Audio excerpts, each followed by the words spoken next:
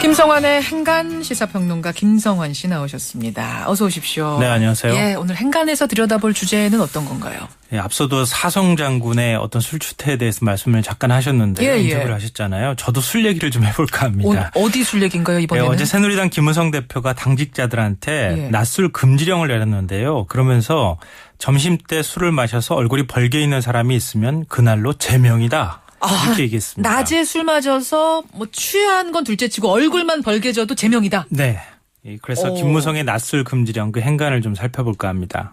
사실은 이렇게 정가에서는 여의도 정가에서 뭐 직장인들도 그렇긴 합니다만 점심 먹으면서 맥주 한 잔씩 꽤 많이들 하잖아요. 네, 맞아요. 그거 자체를 하죠. 금지시킨 거네요. 네, 맞습니다. 어디서 나온 말이죠? 어제 원래조례에서 나온 말인데요.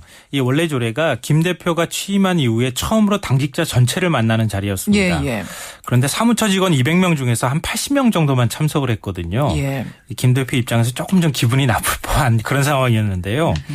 이 참석자가 적은 건 근무 기간이 해이해졌다는 걸 증명하는 것이다. 뭐 이렇게 이제 화를 좀 내면서 일단 시작부터 이제 좀 이분이 화가 나셨군요. 네, 별로 기분이 안 좋았을 법한 상황인데요. 그러면서 이제 낮술 금지령 얘기를 꺼냈습니다. 과도한 음주 문화의 대장이 저인데 과도한 음주 문화를 없애야 한다. 이렇게 얘기를 했고요. 저도 술 잘 마시지만 이거 없애야 된다. 특히 점심 때는 절대로 술을 먹어서는 안 되고 저녁에도 반주 정도만 해야 한다. 앞으로 걸리면 그날로 제명이다. 이렇게 얘기를 했고요. 과거 나처럼 행동하면 나한테 잘린다는 교훈을 선배로서 주는 것이다. 이렇게 엄포까지 났습니다. 이게 농담 수준이 아니라는 거죠. 농담 수준으로 얘기한 건 아닙니다. 예.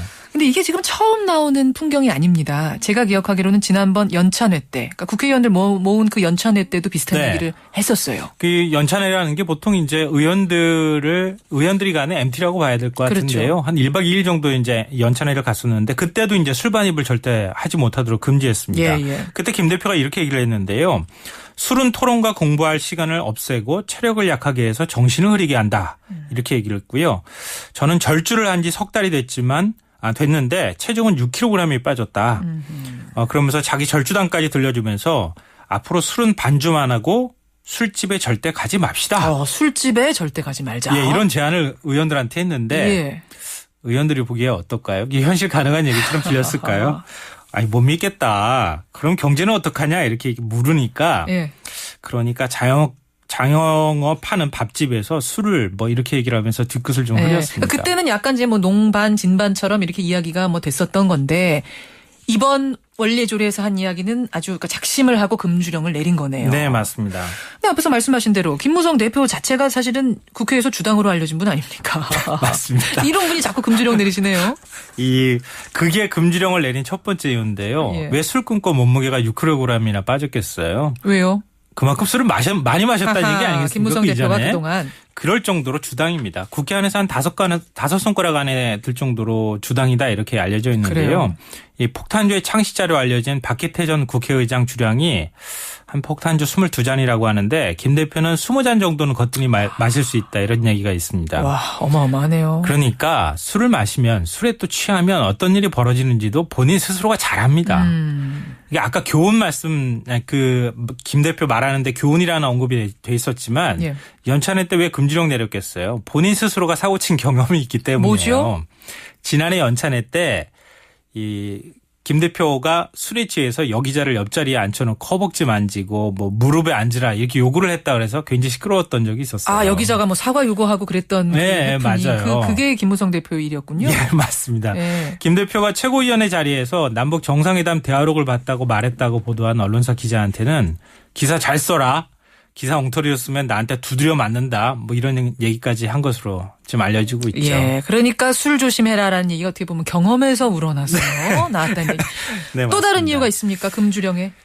두 번째 이유는 김 대표가 군기잡기 할 때 단골로 써먹던 메뉴 중에 하나가 바로 금주령입니다. 그래요? 지난 대선 때 선대본부장 맡았잖아요. 그때도 캠프 전체 직원들한테 금주령을 내린 적이 있습니다. 그래서 캠프 해단식 때 그동안 욕 많이 해서 죄송하다 이러면서 지금 이 시간부터 금주령을 공식적으로 해제하겠다 이렇게 얘기를 해서 사람들이 이제 많이 웃었던 적이 있습니다.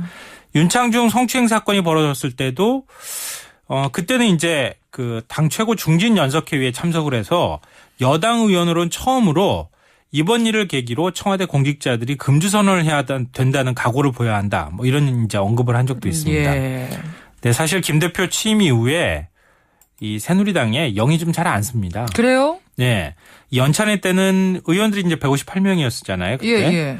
근데 끝까지 남은 의원이 50명 정도밖에 안 됐어요. 아하. 그래서 화가 끝까지 난 김 대표가 이 자리에 참석하지 않은 의원들은 전부 나쁜 사람들이다. 뭐 이렇게 얘기를. 이거 보도가 됐었어요. 네, 나쁜 맞아요. 사람들이다.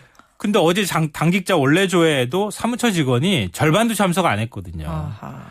이거 어디 다 가서 낯을 먹고 있는 거 아니야? 이러면서 더 화가 날 법한 그런 상황이기도 그러니까 했었죠. 기강을 잡는다는 의미에서의 금주령. 네. 이게 두 번째 이유. 또 있습니까 이유가? 네, 진짜 금주령을 내리는 이유가 하나 더 있는데요. 뭔가요? 지금 세월호 특별법 전국에서 새누리당에서 추문이 나오면 어떤 일이 벌어지겠습니까? 엄청난 여론의 반전이 있을 수 있겠죠. 유가족과 야당만 세월호 진실이 밝혀지지 못할까 봐 불안해하는 게 아니고요. 점점 강경해지는 새누리당도 스스로 생각할 때 굉장히 불안할 겁니다.